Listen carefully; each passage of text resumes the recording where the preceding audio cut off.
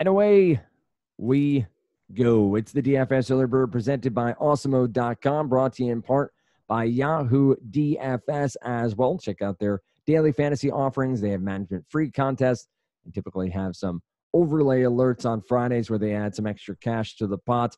So you'll want to check them out on this Friday as Dave and I dive in. Dan Strafford, Dave Lockren with you on this Friday morning. DFS Early Bird getting ready for a 14-game main slate on all the major sites. Dave, how the hell are you doing? Not bad, man. I'm looking at a contest here on DraftKings, the 150K American Slam Special, 50K to first for tennis. Okay. Right? Well, it says TEN. I'm assuming that's tennis. Yes. Here's what tips me off a little bit. You don't know any of the names? No, it's reservation only because the contest is posted for reservation only 38 days out. Oh, the U.S. Open? Yeah. 38 days out. Well, what I'm saying is, I know they'll do it with the Millie Maker and stuff once in a while, but I wonder if they probably will fill it. They probably will. But it's crazy. I mean, 50K to first for a tennis contest?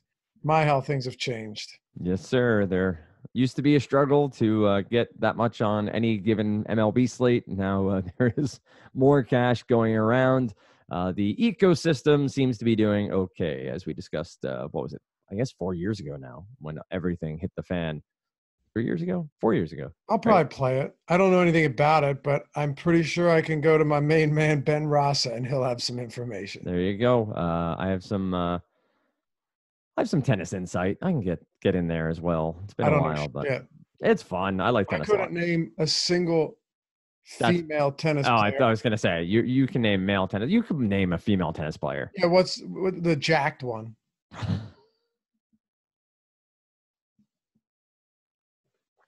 With the sister, right? Yeah, they both play still. Well, one of them way better, right? Can you get the name though? I'm waiting. I'm waiting on this one. I know she got beat by the 200th ranked male. No,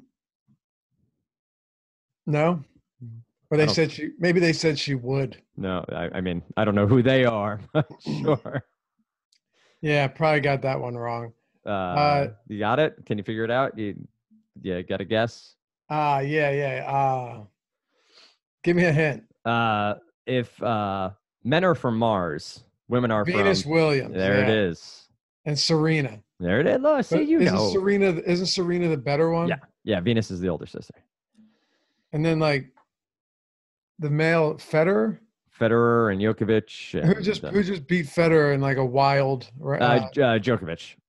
Yeah, hadn't heard of him until then. Yeah, Djokovic, Federer, and Nadal have won something like 95% of the last 25 majors or something like that. Huh. Pretty good if you ask me, but we're here to talk about baseball. So let's do that now. We're going to dive in. We go through the pitching in depth. We'll take a look at some top stacks here early on, but the key cog here is that Dave has your deep dive Monday, Wednesday, Friday over there at Awesemo.com. That is behind. Real quick. I do know my tennis. Okay. A great deal of controversy was created recently when former tennis pro John McEnroe, I remember this. He was on the news and he pissed people off, claimed that multiple major winners, Serena Williams, would not be among the world's top 700 if she played on the men's circuit. The eternal debate and comparison that as long as this did among men versus women, blah, blah, blah, blah, blah. So basically, the 203rd ranked player challenged them and swept them. Swept who? Both Williams sisters. I don't remember that happening, but okay. Maybe it didn't, but this is what it says. I will check that out momentarily. We will go through the pitching ranks and see who has the most upside and then go through the stacks. Dave has the deep dive Monday, Wednesday, Friday. That gets you his write-up on the top pitchers, a key grid to his top players, and he gives his top 4 stacks or 5 stacks depending on the day. Adam gets you on Tuesday, Thursday, and Saturday. You get the MLB strategy show Friday morning. That is Josh and Adam and Lofty, mixing in Jake as well along the way, dependent on the day. And of course, that is free in front of the paywall. Projections, ownership projections, so much more available behind the paywall with your Osmo Plus premium subscription. So we will dive in here. Tennis we'll come back to momentarily because I know that's what everyone wants to hear right now. I'm still reading on it. I know you are. We have Verlander at home against Texas, Hyun-Jin Ryu against Miami in Chavez Ravine at 11K, Corbin DeGrom in San Francisco, and Shane Bieber at 10-4. So our 5, 10K or above starters, Bieber, DeGrom, Corbin, Ryu, and Verlander. I'm going to start asking about Pete Sampras and Andre Agassi momentarily, but I don't know if we're going to get much going with tennis. Let's talk baseball. DeGrom in San Francisco would seem to have plenty of upside. San Fran has been playing very well of late, have re-injected themselves into the wild card chase and potentially not selling here at the deadline, though their GM has said they will be sellers, even though they've rolled off a number of wins in a row. Corbin for Washington in Atlanta. Ryu gets the Miami Marlins in Chavez Ravine, pretty much a pitcher's park, maybe a little hitter's neutral there. I think you have a lot to like here, 10K or above, plenty of options, even Bieber against Kansas City. Of these 5, who's your favorite, and where do you see yourself going for potential other plays? Well, I think the first one you're looking at is going to be Justin Verlander, as always. You know, it's pretty incredible that if I had asked you who's allowed more home runs than anyone else this season, the answer is Justin Verlander. Did you know that? I did. You tweeted something. I feel like you tweeted something about that. That's why I know that. Maybe. Somebody was number 2, and you said behind Justin Verlander. It was in the deep dive. Yep, there it is. Yeah. I think Mike Leake. I can't. But yeah, that's crazy. Justin Verlander's allowed 26 home runs this season, but so many of them, along with Garrett Cole, have been solo shots. So it's really hard to worry too much about that. He has monster strikeout upside. And he's faced some he just faced Texas in Texas. He faced the Angels. That's a tough spot. The Yankees. He's faced a bunch of difficult matchups recently. There's absolutely nothing wrong with him, in my opinion. Getting him against Texas in a much more friendlier pitcher park in Houston makes him a very solid play here. Hyun-Jin Ryu has been phenomenal this season. I still don't think I want to pay this much for him, though. He's always had somewhat reverse type splits. He's going to face Miami, going to face probably 9 righties here. So, or 8 righties and a pitcher. So there's that, but I don't really want to pay this much for him. I don't want to pay this much for Corbin either. I think it comes down to Verlander and then a 10-6 DeGrom, who has obviously turned him and Nola both turned things around a ton over the last couple of months. Oracle Park, great pitcher's park. May not be the most strikeouts in this lineup, but with as good as DeGrom is, you're not really that worried about him not getting strikeouts. The strikeouts will be there, and if they aren't, well, no, they will. Like my guess is the fewest he gets are 6 or 7, but that's a low end mark, and I bet he goes 7 innings here. This just seems like a really solid spot for DeGrom. And your last guy above 10K, Shane Bieber. He has been an enigmatic pitcher to some extent this year because once in a while he'll just completely lose it. But for the most part, he's been outstanding. And the strikeout stuff has been incredible, towards the top of the league. He's got Kansas City at home. He's going to be a big favorite in this one. I don't have it up. If you do, feel free to rattle it off. But my assumption is that he's a heavy favorite here. And it's minus 281 is what I'm seeing. What's that? Minus 280 for Bieber. 280. Jeez. 9.5 over under. Minus 280. Yes, sir. Yeah, that's close to what Sale was. I mean, right now 280 is let's see, 281. Yeah, he's the heaviest favorite on the slate. So yeah, Verlander, for comparison, is minus 230. Right. Now, to be fair, Mike Minor's on the mound for right. So opponent matters. Texas. Absolutely. Yep. And who is it? Montgomery? Yep. Is that Mike Montgomery? It is Mike Montgomery. Yes, sir. Oh, wow. Look at that. When did that happen? A couple days ago? Montgomery starting? Yeah. No, he just got traded 3 days ago. Yes, he was. Yeah. It was he became expendable somehow or another to the Cubs. Hmm. Well, there you go. Probably because he sucked this year, but that has a lot to do with it. A lot of win equity there for Bieber, but also a good enough spot. And Mondesi's on the IL. That'll do it. I think we have a lot of upside above 10K, which we'll have to play through and figure out exactly what lineups we're going to build from an offensive perspective. But you do have a number of options up top. We'll point out it does look like Ryu is minus 300 for the Dodgers at the lines I'm looking at for against the Marlins and Zach Gallen. I have him at 269. Okay. So that either way, monster favorite for both of them. Let's continue on. You have Minor just below 10K. I've liked what Mike Minor's done this year. He's been fantastic. Yeah, you can't go to him here. Can't do that. David Price against Baltimore. I don't know if you've seen the craziness that's happening in Boston between David Price and Dennis Eckersley. No. There's just this weird media feud going on between the former Red Sox and A's closer Eckersley and Price, and Eckersley's been ripping him in the media that he still hasn't adjusted to the Boston media and he's not ready to pitch here and all sorts of crazy stuff. But he gets Baltimore on the road. Stroman is against Detroit at 9K. McKay, Odorizzi, Wainwright, and Chris Bassett close out at 8K. So let's go that 2,000 range. Any of these names, does a Stroman against Detroit stand out a little bit? Odorizzi against Oakland, perhaps? Stroman at this price is tough because you're generally always paying for strikeouts.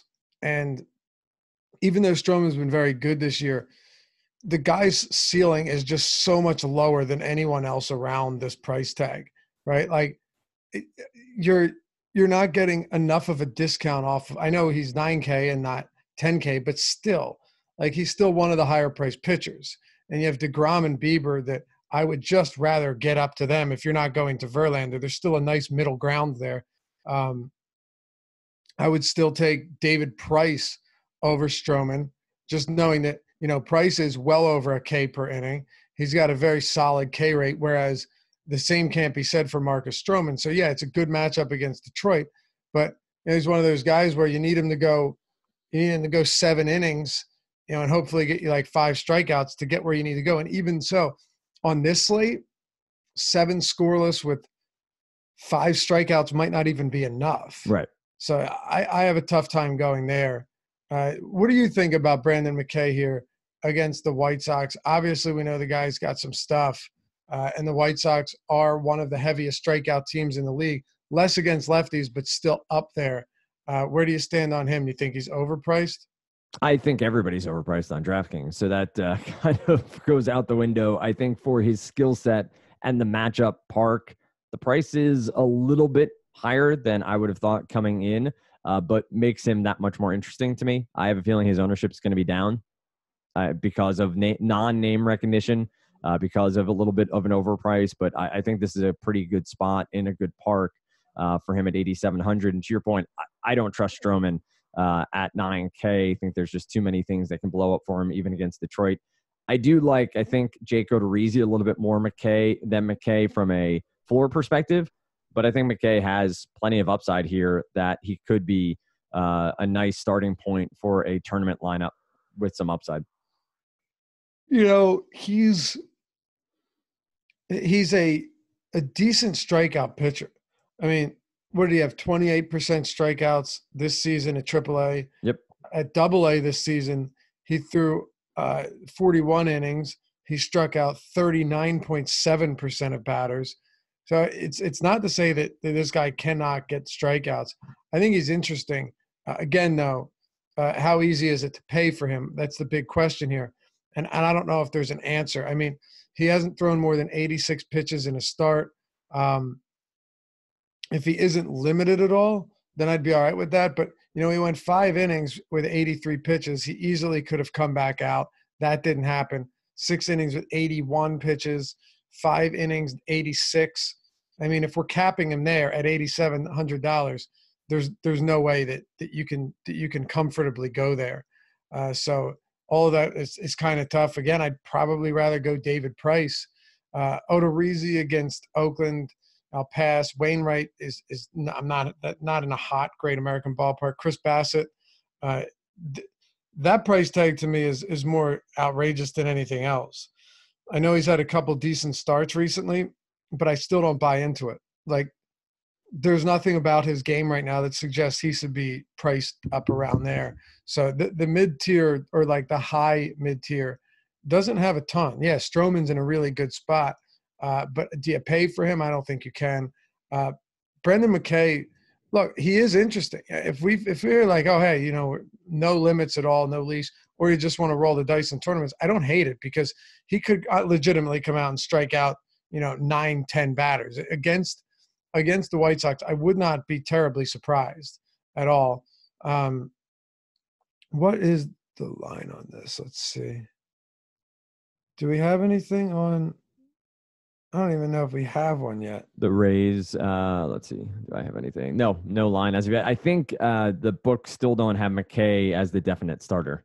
Yeah, that's what I was seeing, the same thing, that he could be recalled. Has he been actually recalled yet? I haven't seen the transaction. Okay. Well, we'll assume for now that it's McKay, and if not, adjust accordingly. That's pretty much it above that 8K range. Yep. I'm with you there. I think the highest upside goes with McKay. Don't see him officially listed, so that will be something to keep an eye on and sort of put a star next to here on the podcast as we go through. Sub 8K and go all the way down to 6. You get Berea, Gallen, Mike Leake, John Means against Boston, Arrieta against Pittsburgh, J.A. Happ gets Colorado in Yankee Stadium, Julio Teheran against Washington, Tyler Beatty, Tyler Mahle in order there, 62 and 6K respectively. I've been playing Means a lot this year, trusting the changeup. Again, Boston's lineup, not one that I necessarily want to go against. Leake, I just never trust. He's a pitcher that I do not roster, and that is probably on me, but at 7K still feels like he'd be a little bit too expensive to trust to give you any sort of upside. Anybody in here, does J.A. Happ potentially check some boxes with Colorado away from Coors on the road for a first game here against the lefty? Dude, look how bad these matchups are, though, right? Gallen against the Dodgers, Leake against the Angels, Means against Boston. There's just no way you could responsibly make a decision that involves rostering one of those guys tonight. Arrieta has been just putrid, and he'll have a decent start here and there, but his strikeout stuff has completely disappeared over the past 2 seasons. Quite frankly, I'd have interest in the lefties for this Pittsburgh team just based on how bad he's been against them this season. Yeah, a Josh Bell sort of day. Yeah, sure, absolutely. J.A. Happ's kind of interesting. This is a Rockies team. First of all, I was going to say outside of Coors, and granted, for the most part, that's the case, but how bad was that Coors series against don't even. San Francisco Giants? Terrible. It's terrible. I mean, you can't make that up. It was just dreadful. So, I mean, at this rate, and by the way, it's not like they've been good outside of Coors anyway. This is a team that has really struggled outside of Coors.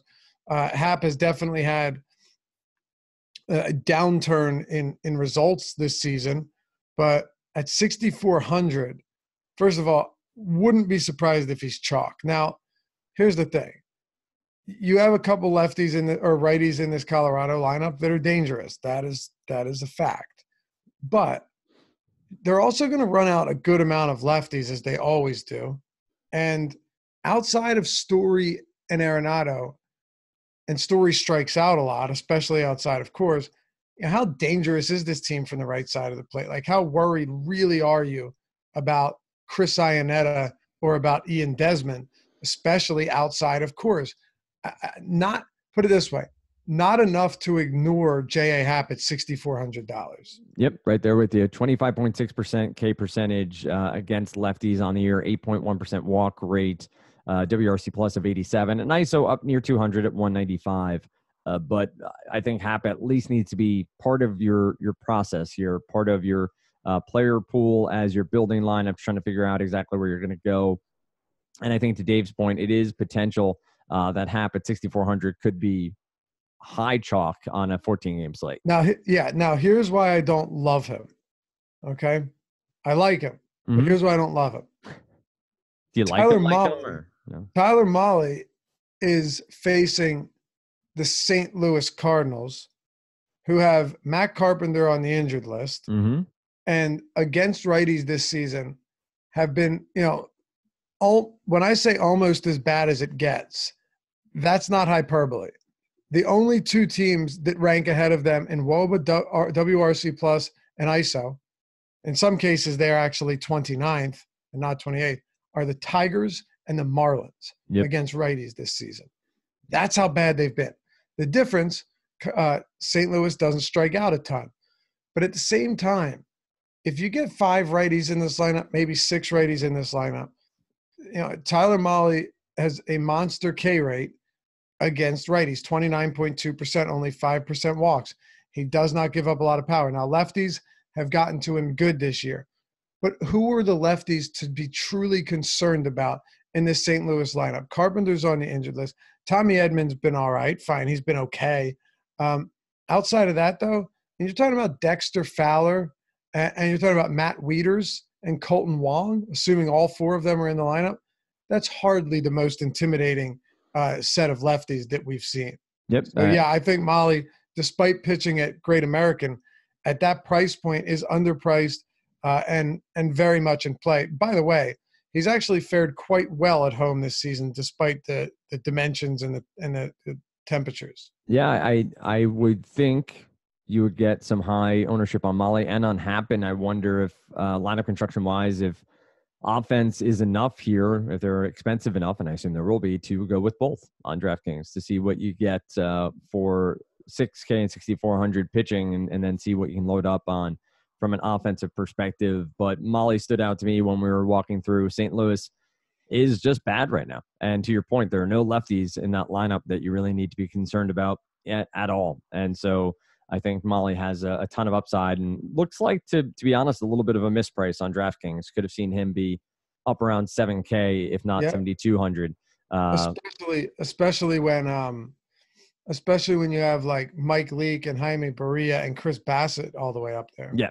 If Gallon, Leake, and Means 73, 7K, and 6,800, but Mahle is 6K with some really solid numbers against right-handed bats.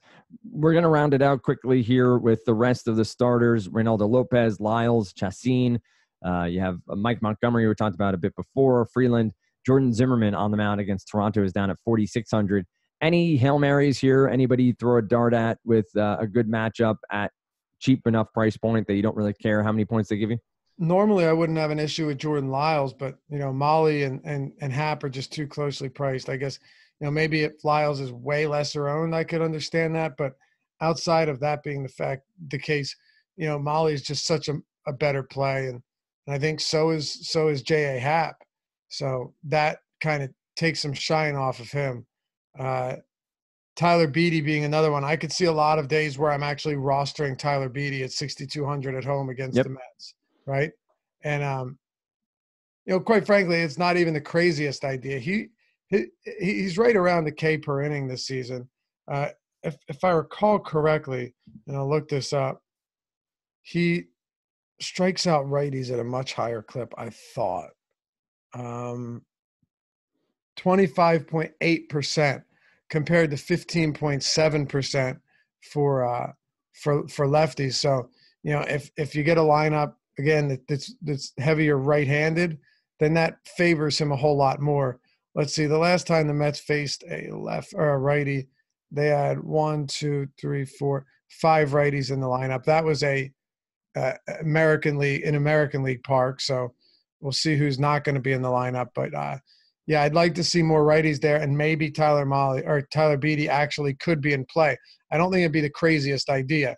I just don't have him ahead of Tyler Mahle, even though the park is a whole lot better. And then outside of that, hell, you might see some people play some Jordan Zimmerman just because he's dirt cheap. Yep. And they want to go with like Justin Verlander. But my God, he's bad. He's really bad. But hey, Glenn Sparkman lit the world on fire. Man, that was wild. But that was wild. I agree with you that just the talent isn't there. I don't know if it's there for Sparkman either, but we've seen it time and time again with Jordan Zimmerman. At least Sparkman is a little bit more of an unknown. I do like Beatty. I like Molly, and typically two names that I don't talk a lot about. I know I've talked Beatty from a season-long perspective simply because of his pedigree in the minors, shows some upside and pitching at home. So Hap, Beatty, Molly, I think are all viable options if you do want to pay up for a DeGrom, Verlander as an SB2, or even pairing with one another to see what offense you can get to. From an offensive perspective, top stacks, clearly you'll look to Yankee bats against Kyle Freeland at Yankee Stadium. You get Tampa Bay against Reynaldo Lopez, could have some power upside. Arizona against Chacin. What do you got? Who are your favorite stacks? Maybe one or two off the beaten path that jump out at you because of the matchup they have. Yeah, so first things first, just looking at some of the highest projected teams here. The Yankees have a 6.7 implied total against Kyle Freeland. I don't think that's crazy. At Yankee Stadium, not Coors, but they've just been amazing. Freeland's been terrible this season, and while he's been so much worse at home in 7 starts, he's still been bad on the road. And home runs have been a massive problem for him. He's allowed 16 home runs in 63 innings, only 13 starts.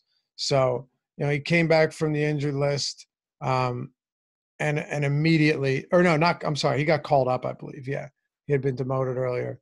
But this guy got rocked again against Cincinnati. It's been a dreadful go for Kyle Freeland this season, and I don't see it getting any better here against the New York Yankees. I mean, look, what did Boone say? My guys are savages in the box. Yep, that's right. Well, he's not necessarily wrong. And Kyle Freeland this season, overall, not just at home, not on the road, is pitching to the tune of a 2.18 home runs per 9 against righties, 2.79 home runs per 9 against lefties. Massive weighted on base average. XFIP is through the roof, particularly against righties. I mean, these are all bad signs. And a ton of hard contact against opposite-handed hitters. He's going to face a lot of them. So, yeah, I don't think it's any surprise that the Yankees will be a popular team. Cleveland against Mike Montgomery is another one. Montgomery's, it's funny. The thing about Montgomery is he had always done a decent job of just not allowing a lot of power and, being just good enough. And I don't know if that's the case this year. He hasn't looked the same. Cleveland's one of those teams against lefties that will routinely let you down. But they're definitely in play here. Boston against Means. He's got a very good changeup, but once again, like you're siding, just like with a Yankees team or whatever, you're siding with Boston every single time here. And then I'll throw out there are a few more, but I'll save them for the deep dive to actually get into them more. I'd love to see what type of lineup the Pittsburgh Pirates run out, because if you've got, and I'm not saying all these guys are great hitters, but against Jack Flaherty and Flaherty had a solid start, but on the 16th, they ran out Frazier, Reynolds, Marte, Bell, Colin Moran, and Dickerson in the 1 through 6. Those were 5 lefties in the top 6. If they run something out like that against Jake Arrieta, I don't care if it's in Pittsburgh. This could be a very difficult – and they ran out, let's see, Newman, Reynolds, Marte, Ozuna, Cabrera, Colin Moran on Wednesday. I like that Tuesday lineup a lot better. If we see something like that here against Arrieta, he could be in for a lot of trouble, even at PNC Park. I dig it. I think Josh Bell was definitely on the radar, but getting some stack pieces around him with lefty power bats could be some upside. We saw the Phillies staff get lit up at Citizens Bank. Not sure it will translate. Don't know what the transactional fees are between Citizens Bank and PNC Park, but we'll see what happens. A little banking joke for everybody there. We'll see what happens on Friday night. What is solid? Is that what I said? It's late. Oh no, I just gave away we're recording at night. Nonetheless, you find Dave on Twitter at Lofty_D. Reminder, Awesemo_com. That's our Twitter handle. Let me pull up the exact copy, but we have a giveaway going on over there once again, and this is around who will win the Super Bowl this year, but that's not how you get the giveaway. You get the giveaway by simply submitting your tweet. So the giveaway is win 3 months of all access Awesemo Plus by retweeting and replying to the tweet that is pinned over there with who you think will win Super Bowl in Miami, LIV. What is that? What are we on? 54? Is that what that is? Super Bowl 54? 210 value. I'm used to that. Don't worry. Reply with your team to the pin tweet, and we will pick 2 random winners on Tuesday, July 23rd at 12 p.m. Eastern. So you have until July 22nd at 10 p.m. to get your pick in, retweet, follow. Make sure you're following Awesemo_com and at Awesemo NFL. So best of luck to anybody entering that. You can get 3 free months, and that would carry you into the NFL season. So you get all the projections, all the write-ups. Dave's been working on a lot of season-long NFL content as well. Don't forget Saturday and Sunday, Sirius 210, XM 87. You can find Awesemo Radio with Dave Lochran. Is one Manny Laura joining you this weekend, or is he off? No, he's joining me for sure. All right, there you go. So you get Manny and Dave on Saturday and Sunday over there on Sirius XM. I'll be back with you tomorrow morning, Saturday morning with EMAC, and then Dave and I are back with you Monday morning right here on the DFS Early Bird presented by Awesemo.com.